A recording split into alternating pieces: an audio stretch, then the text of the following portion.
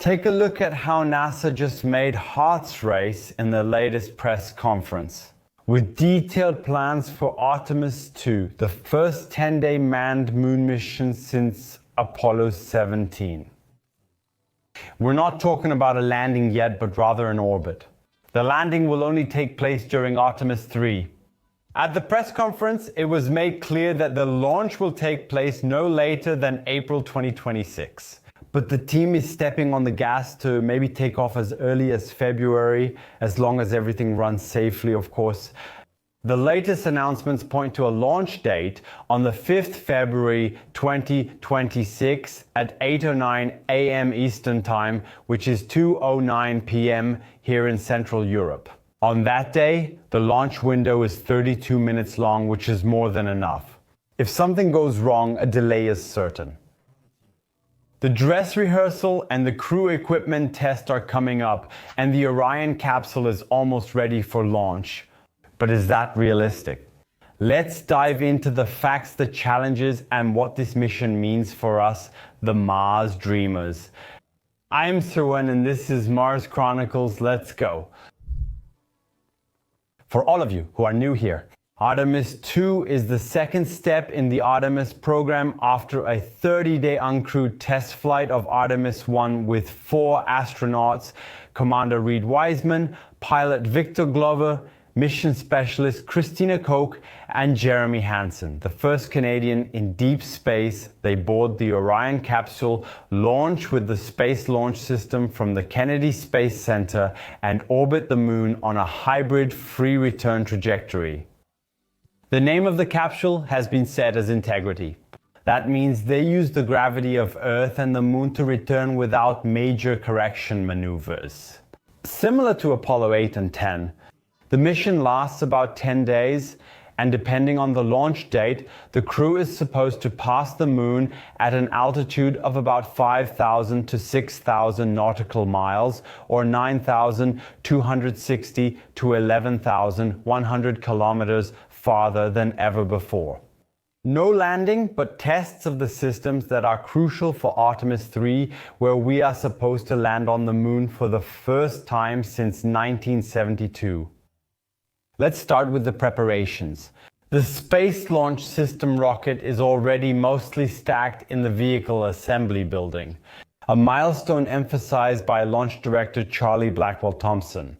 The core stage with its 4 RS-25 engines, which were originally built for the Space Shuttle and have now been upgraded in a multi-billion-dollar program.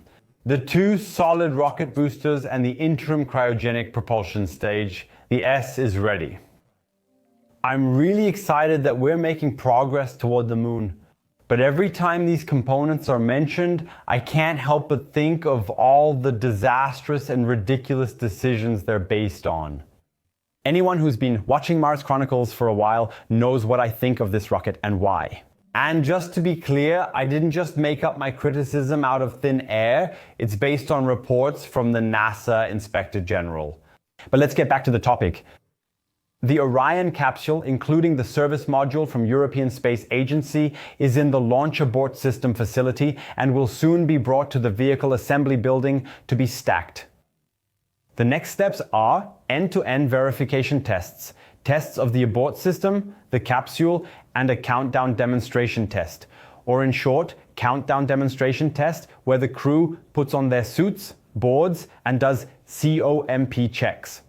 Similar to the shuttle days, but without an actual launch. After that, the whole thing rolls out to the pad. 39B for the wet dress rehearsal, full fueling, countdown to 29 seconds before ignition, and then stop. This is the ultimate risk check. All the lessons from Artemis 1 are included here.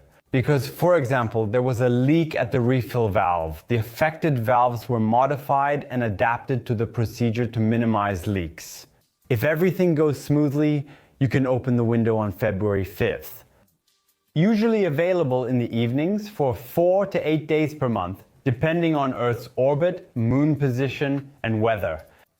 My prediction is that the launch will succeed toward the end of the first launch window on the second attempt in February, provided the weather cooperates.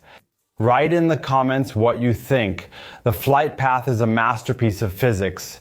After liftoff with over 3,600 tons of thrust, they roll into a head-down position. They reach Mach 1 in 1 minute, max Q at 45 kilometers. And the boosters are jettisoned after 2 minutes. At 3 minutes, the service module panels and the escape system fall away.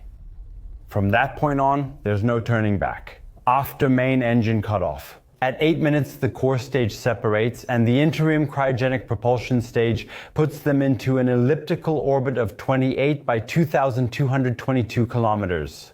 Here, the solar panels are deployed and the crew is activated. Systems like the toilet and water distribution. In the next 24 hours, they check the environmental controls and life support systems, carbon monoxide to removal, humidity, air circulation. Everything is new and untested in space since Artemis 1 was unmanned. They train on the flywheel device, mandatory 30 minutes daily rowing or squats to test the metabolic load and see how the capsule responds. During training, the reaction control system thrusters fire to compensate for the movements.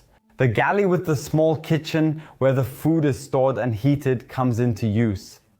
The menu's already been decided.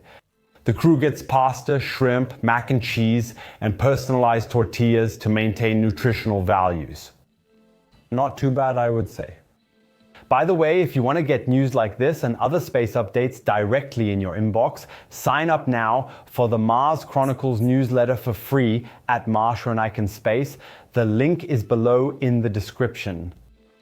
Then comes the so-called proximity operations demonstration, or rendezvous and proximity operations demonstration. First, the engines are fired to raise the lowest point of the elliptical orbit, that is the perigee. After this perigee raise burn, they separate from the interim cryogenic propulsion stage, turn around and approach to within 10 meters to test the handling, cameras and controls. Reed and Victor control the capsule with the manual controllers, while Christina and Jeremy monitor the docking camera. That takes 90 minutes for two 45-minute sessions with maneuvers.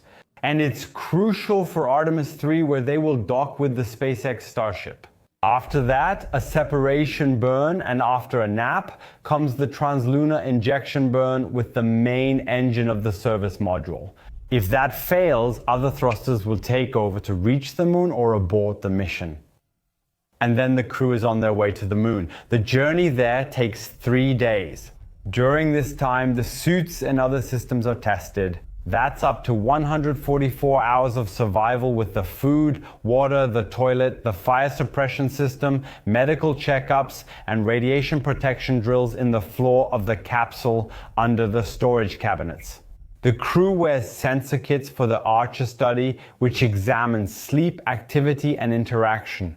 The data from this is intended to show how the body functions in deep space.